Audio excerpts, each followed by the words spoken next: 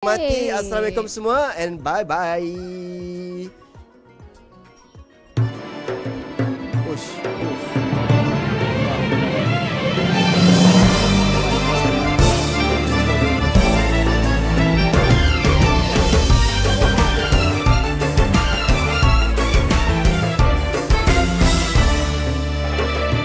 Dengar takbir berkumandang, hati yang pilu ikut berdendang.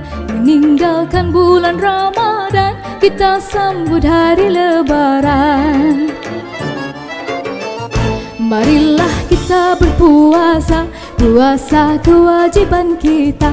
Anak, ibu, ayah juga semua melaksanakannya. Mari salam-salaman, mohon maaf-maafan.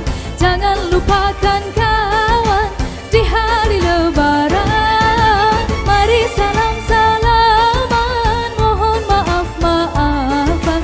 Jangan lupakan kawan di hari Lebaran.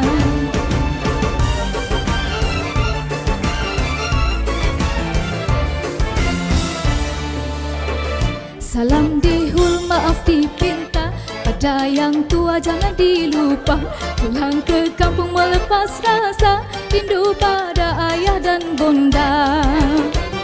Mari kita luangkan masa, lama sudah kita tak jumpa. Lepaskan rindu tidaklah lama bersama sanak saudara. Okey semua, mari salam-salaman, mohon maaf-maafan. Jangan lupakan kawan di hari Lebaran. Mari salam-salaman, mohon maaf-maafan.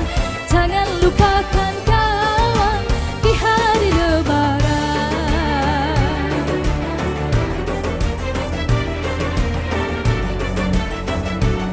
Ni macam sedih je nak raya ni. Happy kita? Happy sikit. Dah beli baju raya dah? Belum? Akak belanja.